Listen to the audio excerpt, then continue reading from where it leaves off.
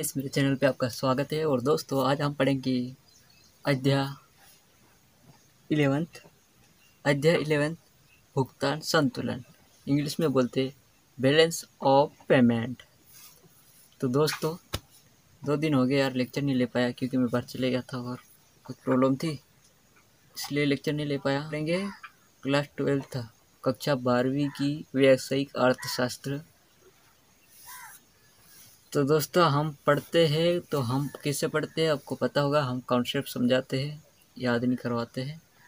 तो यहाँ पे कुछ परिभाषा मतलब दी हुई है, तो मैं आपको समझाऊंगा क्या बोल रहा है। भुगतान संतुलन पहले देखते, बैलेंस ऑफ पेमेंट होता क्या है, यही जानना पड़ेगा, तभी तो हम कुछ भी कर सकते हैं। अगर इसको समझे नहीं तो हम कुछ नहीं कर सकते।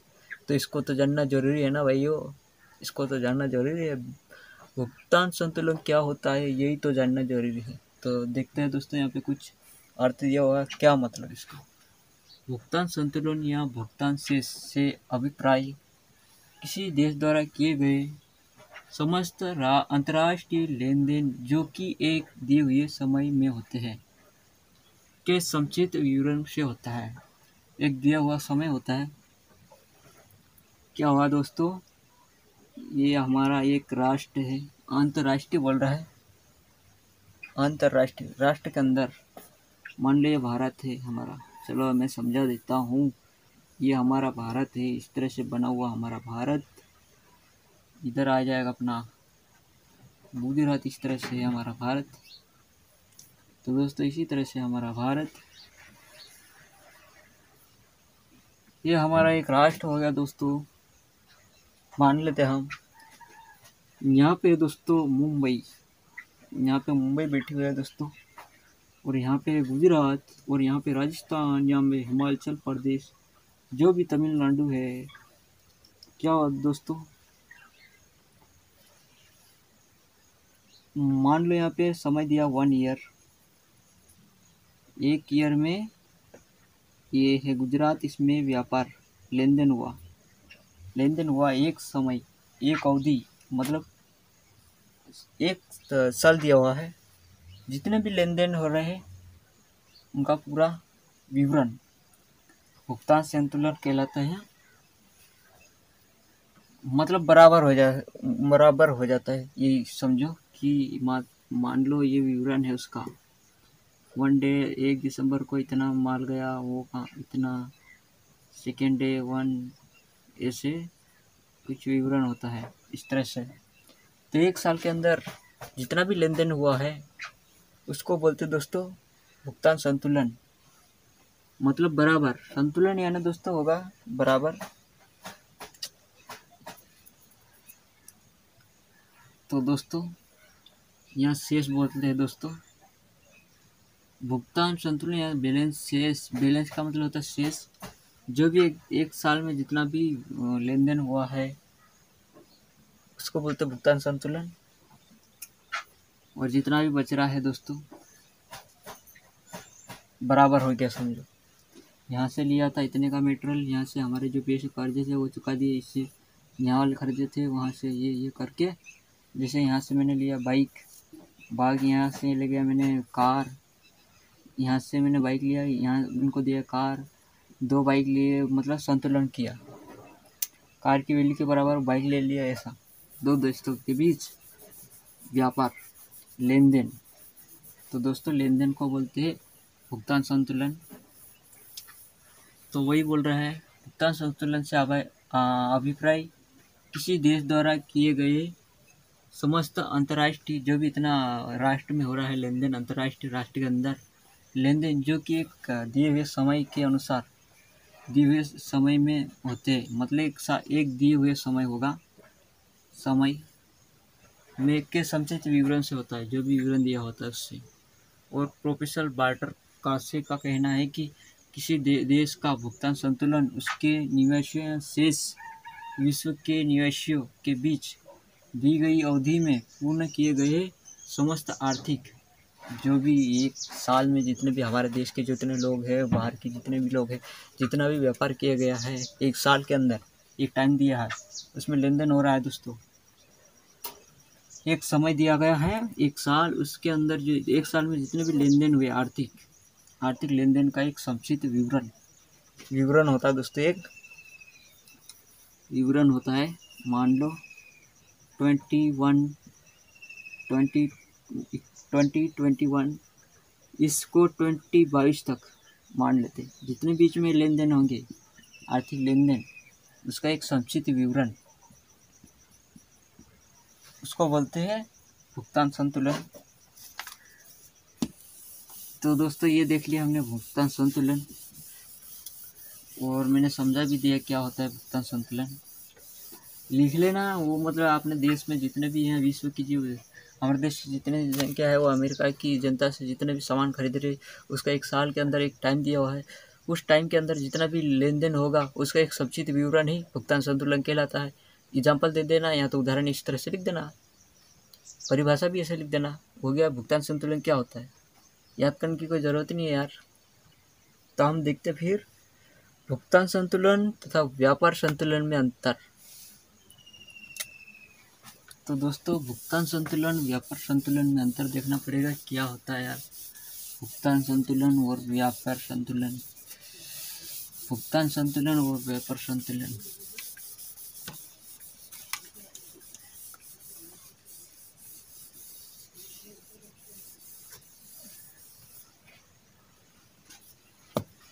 भुगतान संतुलन व्यापार संतुलन। व्यापार संतुलन में क्या होता है? व्यापार संतुलन में तो दोस्तों मैं पॉज करता हूँ।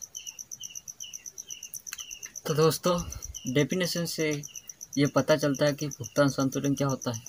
भुगतान संतुलन दोस्तों एक राज्य है, उस मतलब एक राष्ट्र है, राष्ट्र के अंदर जो भी एक देश दूसरे देश से व्यापार कर रहे हैं, मतलब एक राज्य दूसरे राज्य से व्यापार कर रहे हैं, तो उसमें जो एक देश मतलब व्यापार कर रहे हैं, एक राज्य दूसरे राज्य से व्यापार कर रहे हैं, 1 साल का टाइम दिया, एक निश्चित समय में जितना भी व्यापार का जो भी लेन देन होगा उसका एक विवरण होता है। शेष भी बच सकता है, बच भी सकता है, उसका एक सबसे विवरण ही भुगतान संतुलन होता है, ऐसा बोला गया परिभाषा में। तो शेष जो भी बच जाता है वो एक विवरण होता है, मतलब एक चार्ट होता है। एक मतलब मान लो एक राज्य गुजरात और तमिलनाडु है, इनको टाइम दिया हुआ है 6 महीने का। 6 महीने में तुम जितना भी लेन देन करना चाहता है, जो भी तमिलनाडु और मान लो अपना जो राजस्थान है, वो 6 महीने में जितना भी व्यापार करना चाहते हैं लेन देन वो कर ले, फिर उसके बाद हो जाता है। जिसका जो विवरण होता है एक मतलब 6 मंथ का एक विवरण बनेगा, संक्षिप्त विवरण होगा शॉर्टकट में, उसको ही बोलते हैं भुगतान संतुलन। तो यहाँ पे बोला गया है कि दोस्तों भुगतान संतुलन का मतलब ये है कि कुछ शेष बच जाता है, परिभाषा मैंने बता दिया था पहले। तो यहाँ पे हम देखते हैं कि भुगतान संतुलन है यार, तो वो तो संतुलित होता नहीं है। व्यापार संतुलन कभी संतुलित कभी असंतुलित हो जाता है। कैसे भाई? भुगतान में तो हमेशा शेष ही बच ही रहा है। व्यापार संतुलन में कभी अच्छा माल बिक गया, कभी कम कीमत में बिका तो उसका कर्ज नहीं चुका पाएंगे, ऐसा कुछ मतलब प्रतिकूल भी अनुकूल भी हो जाता है। तो यहाँ पे कुछ मतलब मैंने लिखा है डिफरेंस, अंतर व्यापार संतुलन और भुगतान संतुलन में ये अंतर है। इसको मैं यहाँ पे लिख देता हूँ अंतर, तुमको समझाने के लिए, क्योंकि आएगा कभी। आयात और निर्यात की जो दृश्य मद है, जो हम देखते हैं, उसी मदों को शामिल किया जाता है किसमें? व्यापार में। तो यार ये कॉम्पिटिशन वाला पार्ट नहीं है, एकदम बेस्ट पार्ट है, समझने के लायक भी है। और हम रोज तो करते हैं यार, जो सिटी में रहते वो तो व्यापार ही करते हैं। दृश्य मदे मतलब जो वस्तु हम देख रहे हैं उसी को करते हम। पर इसमें क्या होता है भुगतान संतुलन में? भाई साहब इसमें तो बहुत सारे मतलब जो दृश्य है वो मद भी रखी जाएगी, अदृश्य मतलब जो दिखाई नहीं देता, बीमा हो गया, शुल्क हो गया, किराया विराय हो गया दोस्तों, ये पूंजी ब्याज, ये मतलब इन मदों को भी शामिल किया जाता है भुगतान संतुलन में। तो यह याद रखना। फिर व्यापार संतुलन भुगतान संतुलन का भाग है। व्यापार जो है ना भुगतान संतुलन का ही भाग है, और भुगतान संतुलन बहुत बड़ा है, व्यापक है। एक देश आर्थिक की स्थिति कम आवश्यक है, व्यापार संतुलन एक देश की आर्थिक स्थिति के लिए कम आवश्यक है। व्यापार संतुलन है ना, तो ये लिखना ना, कम आवश्यक है। व्यापार संतुलन एक देश की आर्थिक स्थिति के लिए कम आवश्यक है, पर भुगतान संतुलन बहुत आवश्यक है। फिर ये क्या होता है, संतुलित भी हो सकता है, असंतुलित भी। कौन? व्यापार संतुलन। जबकि भुगतान संतुलन हमेशा संतुलित नहीं होता है, पर यहाँ भुगतान संतुलन पाट दिया हुआ है, इसलिए असंतुलित है ये भुगतान संतुलन। तो ये हो गया हमारा अंतर।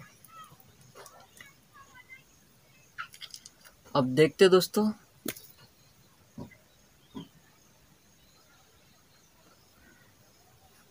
हम देखते दोस्तों भुगतान संतुलन किस तरह से होता है, कौन कौन से उसके टूल्स है, या ढांचा है, या मद है, उसके द्वारा वो करता है।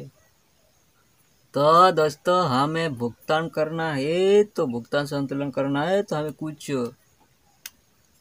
टूल्स, औजार को पकड़ना पड़ेगा, है ना दोस्तों।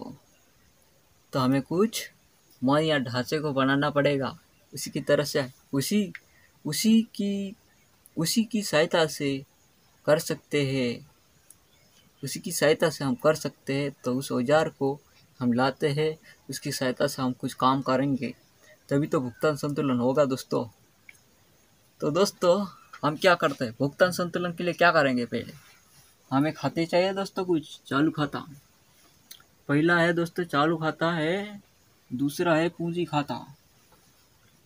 चालू खाते में क्या क्या आएगा दोस्तों, जो कि प्रेजेंट टाइम में चल रही है, कभी बंद नहीं रहती है, चलती रहती है। वो चीज़ों को हम डालेंगे किस में, चालू खाते में। और जिसमें पूंजी खाते में दोस्तों, जो चलती नहीं, कभी बंद भी हो सकती है। कहने का मतलब एक जगह है, कुछ समय के लिए दिया हुआ है, तो ऐसे को पूंजी बोलते हैं दोस्तों। पूंजी मतलब क्या होगा दोस्तों, जिसमें हमें मिल रहा है कुछ पैसे, पर हमें तुरंत नहीं मिलता है, थोड़े समय के बाद मिलेंगे। जिस तरह से एग्रीमेंट किया है उसी की तरह से उसको डालेंगे पूंजी खाते में। दोस्तों हम देखते हैं पहले चालू खाते में माल अथवा आयात निर्यात को शामिल किया गया है।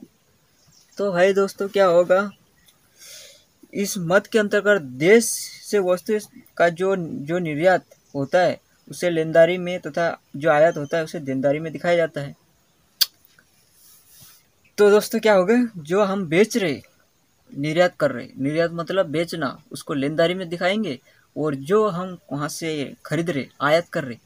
तो दोस्तों ये डेफिनेशन याद रखना, आयात का मतलब होता है दोस्तों खरीदना। इसको हम लिखेंगे दोस्तों देनदारी में, देनदारी। दिख नहीं रहा होगा, मेरे को भी मालूम है, पर मैं बोल रहा हूँ देनदारी। इसको बोलते हैं आयात। निर्यात का मतलब दोस्तों बेचना, बेचेंगे तो हम उससे क्या लेंगे, तो इसको बोलते हैं लेनदारी।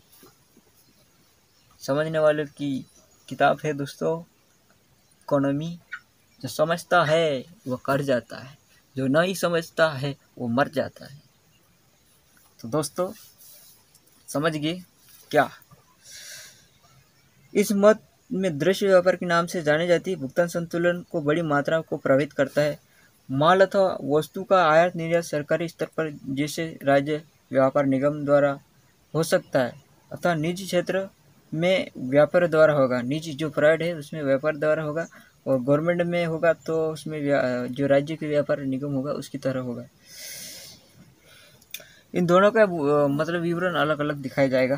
भुगतान जो आयात निर्यात है ना, उनका विवरण अलग अलग दिखाई जाएगा। अब दोस्तों हमने किया ऐसा, फिर विदेशी यात्रा। जब एक देश के नागरिक शिक्षा प्राप्त करने हेतु पर्यटन के लिए या शिक्षा या पर्यटन यानी दोस्तों घूमने के लिए है ना, शिक्षा ने पढ़ने के लिए जा रहा है, यहाँ से अमेरिका जा रहा है, इंडिया से अमेरिका जा रहा, तथा वहाँ पर जो व्यय होते हैं तो उस देश की देनदारियाँ होती है, तथा जिस देश में जाते हैं उसके लिए लेनदारियाँ होती है। तो क्या होगा, हम जाएंगे यहाँ से अमेरिका तो हमारे लिए लेनदारी होगी, और उसके लिए लेनदारी, वो लेगा हमसे पैसा। तो ये हो गया दोस्तों विदेशी यात्रा, परिवहन। तो परिवहन भी महत्वपूर्ण है दोस्तों। एक देश से दूसरे देश में माल पहुंचाने के लिए परिवहन होता है दोस्तों। तो माल पहुंचाने के लिए जो दोस्तों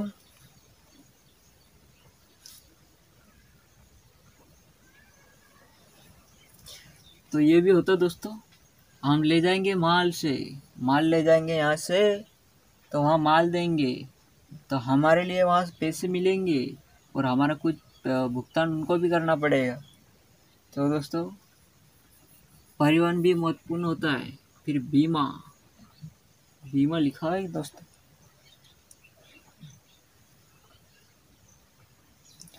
जो मतलब दोस्तों बहुत सारे देश होंगे जिनकी बीमा कंपनियां होगी, वो एक दूसरे देश में बीमा व्यवसाय करती है। इस व्यवसाय में जो बीमा प्रीमियम प्राप्त होता है दोस्तों, उस देश की लेनदेन में शामिल होता है। प्रीमियम देने वाले को प्रीमियम देनदारिया कहलाते हैं। मतलब प्रीमियम का मतलब होता है दोस्तों, बीमा है, करवा लिया मैंने 60 साल का, मेरे को करना है पर मंथ 200 रुपये, हर महीने मुझे 200 रुपये देना पड़ेगा, ऐसा ये बीमा होता है दोस्तों। प्रीमियम का मतलब यही होता है ना दोस्तों, बीमा होता है तो प्रीमियम का मतलब वो होता है उसके अकॉर्डिंग जो इतने फिर आपको इतने पैसे मिलेंगे। 5,000 मान लो, आपको 100 रुपये पर मंथ देना है 60 ईयर तक। फिर आपकी एज हो जाएगी 60 साल, तो आपको मिलेंगे 5,000 रुपये पर मंथ या ईयर भी बोल सकता है। तो जो पैसे चुकाएंगे हम पहले, उसको बोलते हैं प्रीमियम। तो बीमा पहले इसके लिए देनदारी होगी, फिर आपको देंगे दोस्तों तो लेनदारी हो जाएगी। ब्याज एंड लावास, एक देश द्वारा देश अन्य देशों को जो राशि उधार दी जाती है उस पर कुछ पैसे मिलते हैं दोस्तों। मालूम है क्या होगा मेरे को, ये ब्याज लाभांश क्या होता है मैं समझा देता हूँ, इसको मिटा देता हूँ। क्या होता है भाई साहब, लाभांश, ब्याज लाभांश 5,000 रुपये पे अमेरिका को दे दिया मैंने, मुझे कुछ पैसा चाहिए इस पर ब्याज, उस ब्याज के हिसाब से मैं पैसे लूँगा 6 साल के बाद, तो वो बढ़ा के मुझे पैसे देगा। तो ये होता है ब्याज। और दोस्तों हस्तांतरण भुगतान क्या मतलब क्या होता है दोस्तों, एक देश दूसरे देश में सरकारी अथवा निजी स्तर पर नियमित रूप से कुछ राशि को हस्तांतरित करता, गवर्नमेंट या प्राइवेट हो, एक देश दूसरे देश को पैसे ट्रांसफ़र करता रहता है। विदेश में जो भी दूतावास पर विदेशी पत्रकार आदि पर जो विज्ञापन या विदेशी क्लब, संस्था, चंदे, नीति, उद्योगपति, व्यापार मंडली के जो भी कार्यालय के प्रतिनिधि है, उससे संबंधित जो भी व्यय होते हैं, उस देश से संबंधित देनदारियाँ होता है तथा लेने वाले जो लेते हैं उनके लिए लेनदारियाँ शामिल होती है। भूल चूक, आय व्यय से भूल से संबंधित कुछ सम्मिलित किया जाता है व्यय, कुछ भूल हो जाता है, कुछ चूक जाता है हम देने या लेने में, तो जो देश लेने वाला है लेनदारियाँ, जो देने वाला देनदारियाँ, इसको भी शामिल किया जाता है, भुगतान शेष माना जाता है। तो ये हो गया हमारा चालू खाता। और पूंजी खाते में देखते हैं ऋण। गवर्नमेंट या प्राइवेट इंडस्ट्री है, विकास के लिए कुछ विदेशी से उधार विश्व बैंक से हमने लिया है कुछ रुपया भी, तो उधार राशि लेते हैं दोस्तों।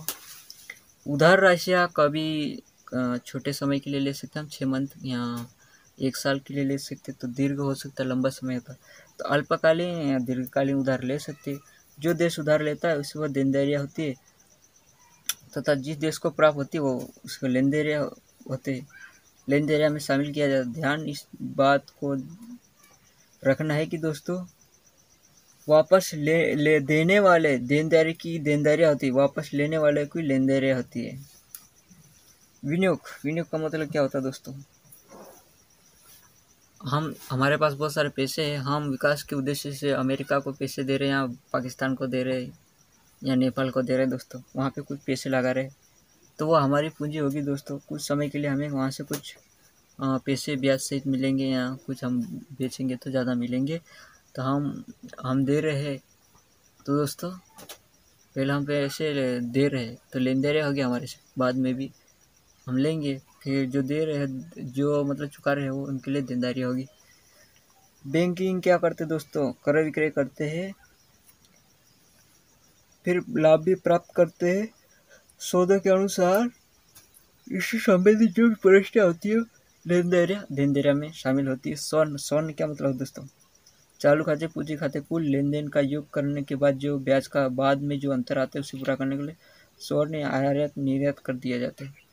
एक देश दूसरे देश से जो भी आयात निर्यात किया है उसके बाद जो भी कमी बच गई उस चुकाने के लिए स्वर्ण का भेज दिया जाता है दोस्तों।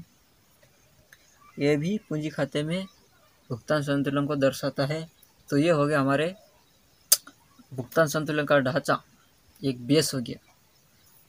कौन से अकाउंट से करेंगे हम, चालू खाता पूंजी खाता से करेंगे।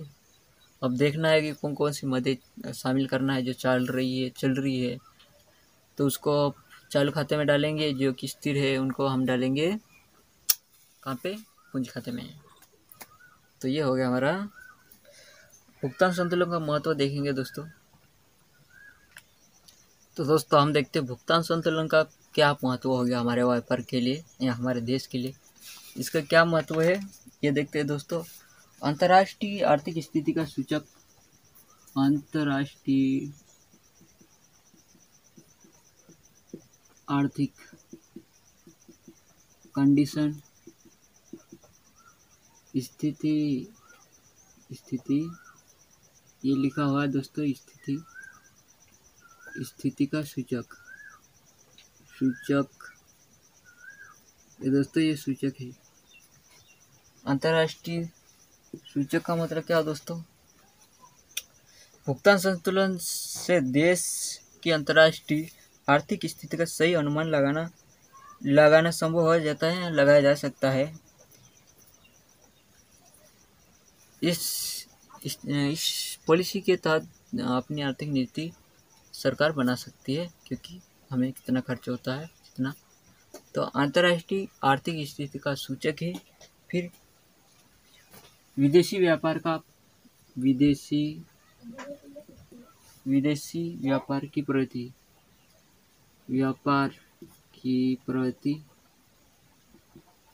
का सूचक, कहने का मतलब दोस्तों विदेशी की। तो दोस्तों क्या देख रहे थे हम, विदेशी व्यापार की प्रवृत्ति की आर्थिक सूचक।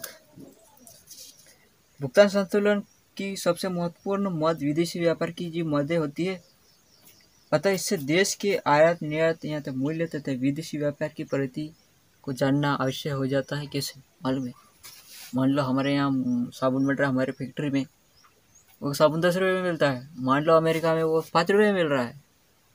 तो ये मतलब प्रवृत्ति मतलब दोस्तों होता है एक प्रकृति का, वहाँ किस तरह से चीज़ मिल रही है, इंडिया में किस तरह से, कहाँ महंगी है कहाँ सस्ती है। तो जो सस्ती होगी वहाँ पे खरीदेंगे दोस्तों।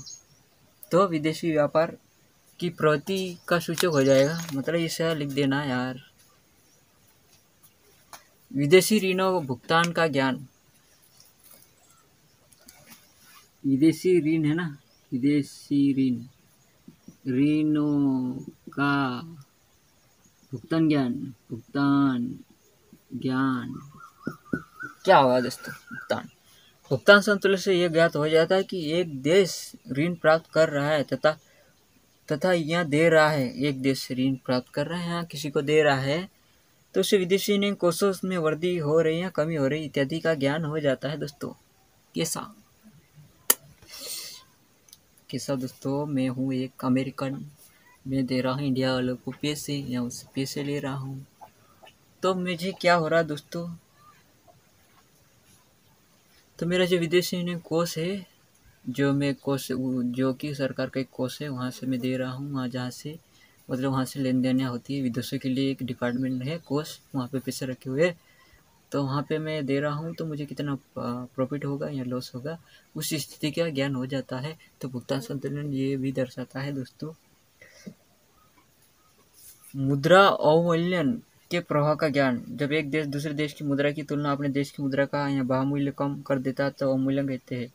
जो भी मूल्य बाहर से आते हैं, मान लो दोस्तों क्या होगा, इंडिया में डॉलर का मतलब कम वैल्यू है, तो वहाँ पे क्या हो रहा है दोस्तों, हमारा रुपया है वो इंडिया में डॉलर का ज़्यादा है और हमारे पैसे की तुलना मूल्य कम है, तो ये अवमूल्यन हो जाता है, हमारा भारत का पैसे कम है, $1 बराबर कम पड़ रहा है हमारा पैसा, 73 रुपये तो हमारा कम पैसा है, तो कम मूल्य हो रहा है, तो इसको बोलते हैं अवमूल्यन।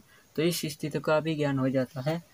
तो मुद्रा अवमूल्यन के प्रभाव का ज्ञान, मुद्रा अवमूल्यन प्रभाव ज्ञान, यह क्या हो रहा है दोस्तों, यूएस और इंडिया, $1, ये है $1, इसको ऐसे लिखते हैं डॉलर, मालूम है तुमको, इस तरह से डॉलर, और ये है रुपया,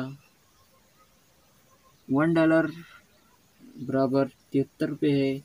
तो हमारा मतलब जो रुपया है इसकी कंपैरिजन नहीं है, मतलब संतुलित नहीं कर पाया, हमारा रुपये की कीमत कम है, कमी हो रही है, तो इस प्रभाव का भी ज्ञान हो जाता है भुगतान संतुलन के द्वारा। फिर राष्ट्रीय आय पर प्रभाव, विदेशी व्यापार का देश की राष्ट्रीय आय पर प्रभाव पड़ता है। भुगतान संतुलन इस बात का पता लगाता है कि विदेशी व्यापार लेन देन से राष्ट्रीय आय कितनी प्रभावी हुई है, कितनी नफ़े में, कितनी नुकसान में है। तो विदेश राष्ट्रीय आय पर प्रभाव विदेश भुगतान संतुलन से हो जाता है। विभिन्न मुद्राओं में देश का भुगतान स्थिति का ज्ञान हो जाता है दोस्तों।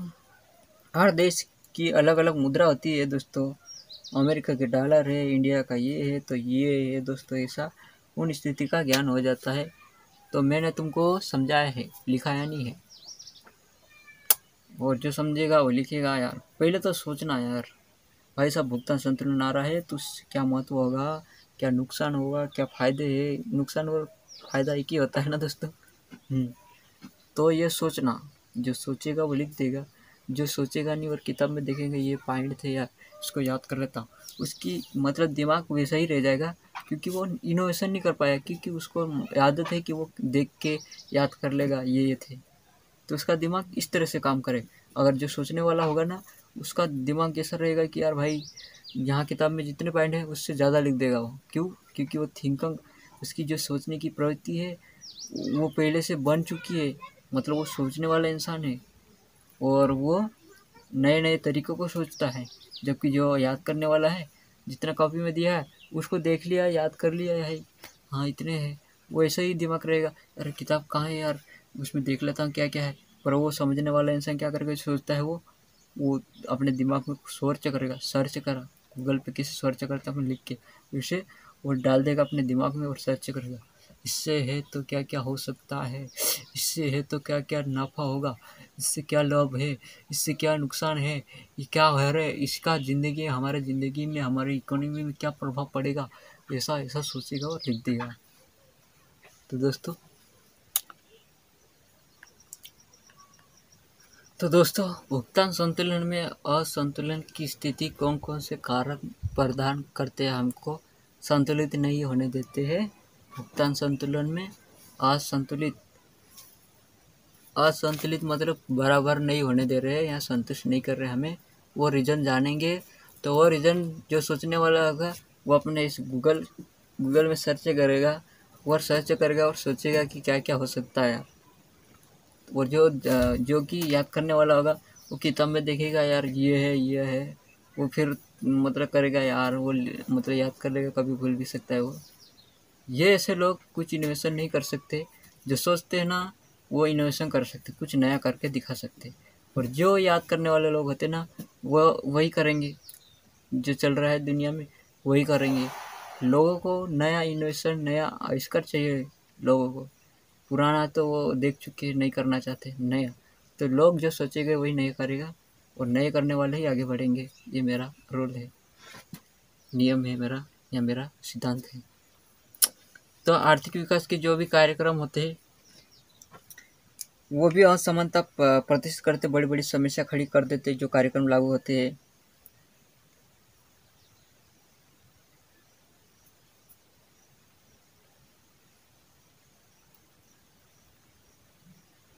तो क्या होता है दोस्तों, एक विकास कार्यक्रम, आर्थिक विकास कार्यक्रम आर्थिक लिख लेना, आर्थिक विकास कार्यक्रम। मान लो हमारे इंडिया में एक कार्यक्रम लगा हुआ है डेवलपमेंट के लिए, वहाँ पे इतनी पूंजी जुटाना है, वहाँ पे ये काम करना है, तो फिर वो मतलब क्या होगा दोस्तों, ज़्यादा खर्चे हो रहे हैं या ज़्यादा ब्याज लग गया है, जो पैसे लिए थे बाहर से उनको चुका नहीं पाए, तो ये वगैरह वगैरह का काम होगा। तो क्या होगा दोस्तों, ये तो मालूम है कि आर्थिक विकास कार्यक्रम के लिए हमें क्या क्या चाहिए, पूंजी चाहिए दोस्तों। तो हम मतलब दूसरे देश से खरीदेंगे, आयात करेंगे, फिर पैसे नहीं होंगे तो दोस्तों वहाँ से ऋण मिलेंगे किसी और से, और यहाँ पे जो पूंजी लगाई है वो सही ढंग से काम नहीं कर रही है, मतलब सही ढंग से मतलब बना नहीं, मटेरियल अच्छे से विकसित नहीं हुआ, जो भी नुकसान हुआ तो वो सब भरपाई नहीं हो पा रही है। ये आर्थिक विकास कार्यक्रम एक है हमारे देश में जो कि संतुलित नहीं होने दे रहा है, वो एक कारण है। फिर आय एवं कीमत प्रभाव।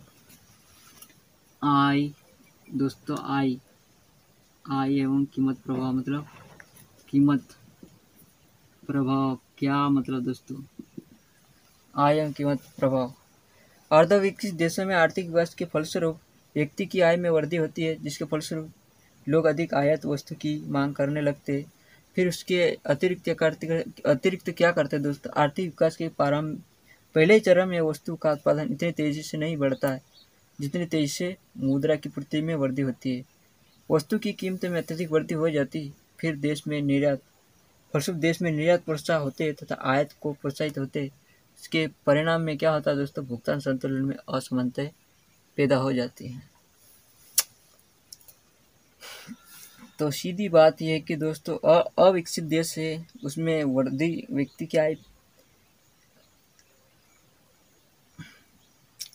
अविकसित देश है जिसमें विकास करना है दोस्तों, तो व्यक्ति की आय पर ही करना पड़ेगा, क्योंकि पैसे रहेंगे जब भी तो करेंगे दोस्तों।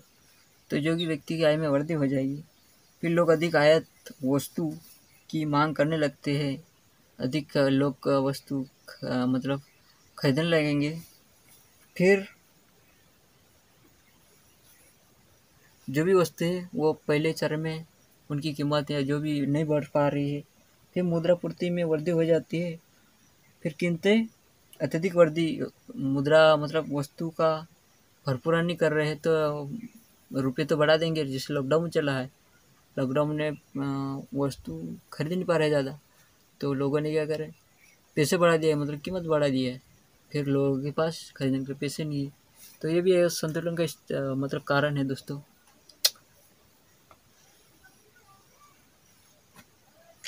चक्री उच्चावचन, चक्री उच्चावचन का मतलब दोस्तों,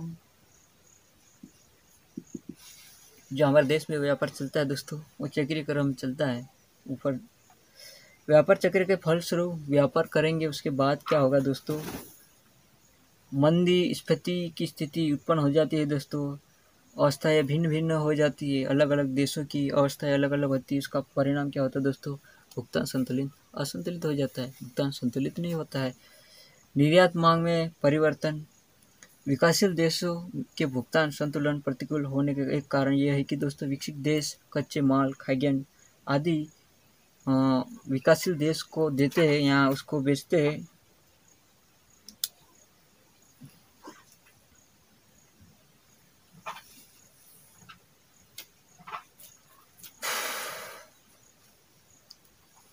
क्या हो रहा है दोस्तों, विकासशील देश जो विकसित देश है वो विकासशील देश को सामान देगा, तो वहाँ जो विकासशील देश है वहाँ पे जो भी वस्तु बनेगी उसका मूल्य कम हो जाएगा, गिर जाएगा दोस्तों। ये भी हो रहा है। एक जनसंख्या में वृद्धि, जनसंख्या वृद्धि, जनसंख्या में वृद्धि, निर्यात मांग में परिवर्तन, ये मैंने बता दिया था। निर्यात मांग में वृद्धि, मांग में परिवर्तन दोस्तों, परिवर्तन क्या होता है समझा देता हूँ।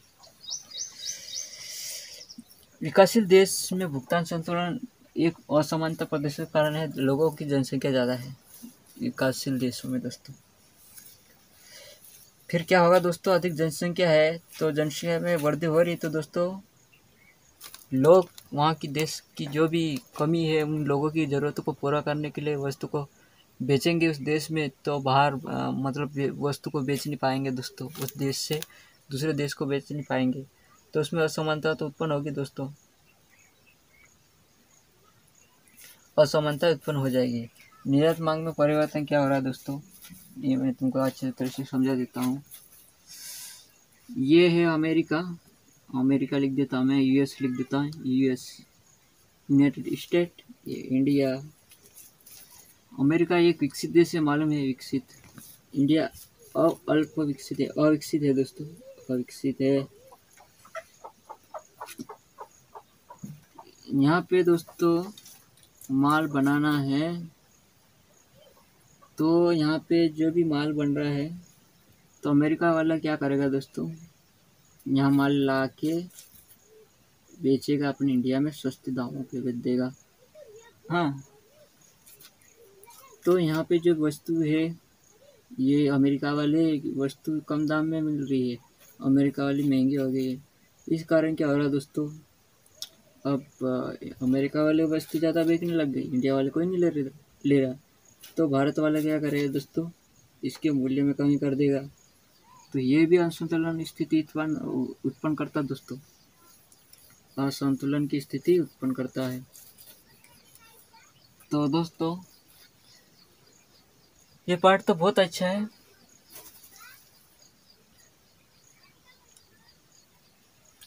विकसित देश है दोस्तों, विकसित देश द्वारा आयात पर प्रतिबंध।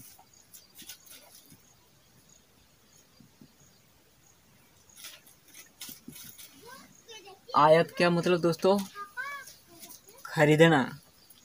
कुछ देश ऐसे है दोस्तों वो अपनी आवश्यकता स्वयं पूरी कर लेते हैं, विकसित है, वो मातबर है, अच्छे पैसे वाले हैं, वो बोलता कि मुझे न तुम्हारे से लेना है न खरीदना है, मुझे नहीं, तुमको मैं आयात करूँगा तो मैं सील लगा देंगे, मैं तुम्हारे से सामान ही लेना चाहता हूँ, वहाँ का राष्ट्रपति जो कर देगा, मैं अभी बाहर से मैं सामान ही लेना चाहता हूँ, बंद कर दो।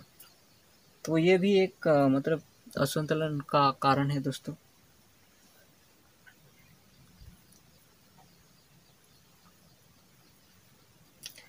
प्रदर्शन प्रभाव क्या होता है दोस्तों, जो भी कम विकसित देश है वो नागरिक प्रदर्शन प्रभाव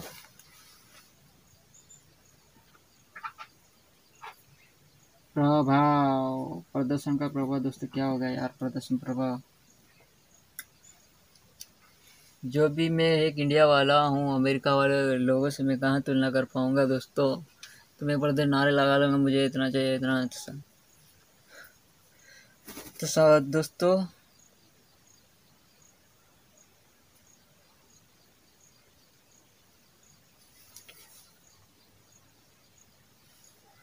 ये प्रदर्शन प्रभाव हो रहा है, तो कुछ मतलब विदेशी से सामान कुछ भी सेवा खरीदना पड़ेगी दोस्तों, तो ये हो रहा है अंतर्राष्ट्रीय प्रभाव।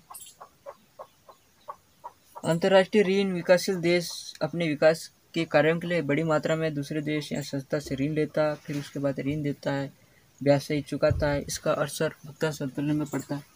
तो अंतर्राष्ट्रीय ऋण सिंपल सा पार्ट है, ये है यूएस, ये इंडिया। इंडिया यहाँ पे पावर प्लांट लगाना चाहता है, पैसे नहीं है, अमेरिका वाले से लिया 200 करोड़ रुपए, भाई मेरे को पैसे दे इतने, मैं पावर प्लांट लगाना चाहता हूँ, अमेरिका वाले दिए, गवर्नमेंट ने पावर प्लांट लगा दिए, पर लोगों को उतना मतलब पैसे नहीं चुका पा रहे हैं, यहाँ पे इतना इसका भरपूरण नहीं कर पाई, पावर प्लांट में जो भी 200 करोड़ रुपए लगे थे उसकी वसूली नहीं हो पाई, तो अमेरिका बोल रहा मुझे पैसे चाहिए, 200 से ब्याज सहित देगा, भाई मेरे को 300 करोड़ रुपए देना पड़ेगा अमेरिका वाले। तो ये भी क्या कर रहा है, असंतुलन स्थिति उत्पन्न कर रहा है दोस्तों। तो ये हो रहा है हमारा टोटल बोला जाए तो असंतुलन का कारण, भुगतान संतुलन में। पार्ट तो एकदम अच्छा है दोस्तों, बहुत इजी तरीका, अगर समझने वाले हैं तो लिख सकते हैं दोस्तों, बहुत अच्छा लगा मेरे को। अब देखते दोस्तों क्या होगा यार, अब बात हो रही है दोस्तों, हम इसको सुधारने के, भुगतान संतुलन को सुधारेंगे कैसे? भुगतान संतुलन सुधारने के उपाय, सुधारने के उपाय क्या होगा दोस्तों? निर्यात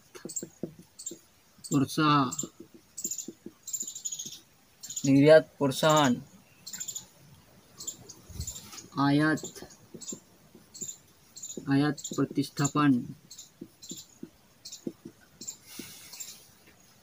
अब सोचने वाला इंसान सोचेगा दोस्तों, भाई साहब मुझे भुगतान संतुलन को सुधारना पड़ेगा, तो मुझे क्या क्या करना पड़ेगा ताकि मैं ठीक से, मतलब दोस्तों मेरा एक परिवार है, मैं नौकरी भी कर रहा हूँ, पर वो परिवार सही ढंग से उसका खर्चा नहीं पे कर पा रहा हूँ। मैं सही ढंग से काम नहीं हो रहा है, काम तो हो रहा है दोस्तों, मैं नौकरी भी करता हूँ, और उससे मेरे घर का खर्चा नहीं चल रहा है, पूरा घर नहीं चल रहा है। जो भी खर्चे वर्चे, बच्चों को पढ़ाना, जितने भी खाने पीने सोच लगा के वो सही ढंग से चल नहीं रहा है, तो मुझे कुछ सोचना पड़ेगा यार, मैं क्या करूँ कि ये स्थिति सही हो जाए, आराम से मेरे परिवार का पालन पोषण भी हो, आराम से मैं जीऊँ भी, कुछ पैसे भी बच जाए एक्स्ट्रा। तो ऐसे मैं सोचता हूँ, तो क्या करना पड़ेगा मुझे? कुछ उपाय करना पड़ेगा, सोचना पड़ेगा कि भाई इसको सुधारना है मुझे। अगर घाव लग जाता है हाथ पे, तो मलहम लगाना पड़ता है कि सुधारना पड़ता है? उसी तरह से भुगतान संतुलन को सुधारने के लिए क्या करना पड़ेगा? सोचना। जो सोचेगा वो आगे बढ़ेगा, जो नहीं सोचेगा वो देख के लिखेगा, वो गड्ढे में कूदेगा। तो दोस्तों निर्यातों को प्रोत्साहन करना पड़ेगा। पहला पॉइंट लिख लेना, निर्यातों। जो माल बेचते ना उनको प्रोत्साहित करना पड़ेगा दोस्तों, और माल में हमारे इंडिया में ज़्यादा बनाएंगे ताकि विदेशों को हम बेच सके, फिर वहाँ से आय कमा सके, ज़्यादा पैसे कमा सके हम। ऐसा निर्यातों को प्रोत्साहन, मैं समझा दिया क्या हो रहा है निर्यातों का पैसा। ये हमारा इंडिया है, इसको नेपाल को हमें सामान देना है दोस्तों। यहाँ पे बहुत सारे सामान बनाएंगे हम और इनको देंगे, भाई ले जाओ, निर्यात को प्रसाद दे दिया, ले जाओ यहाँ से माल, पैसे दो हमें। आयात का प्रतिस्थापन क्या हो रहा है दोस्तों?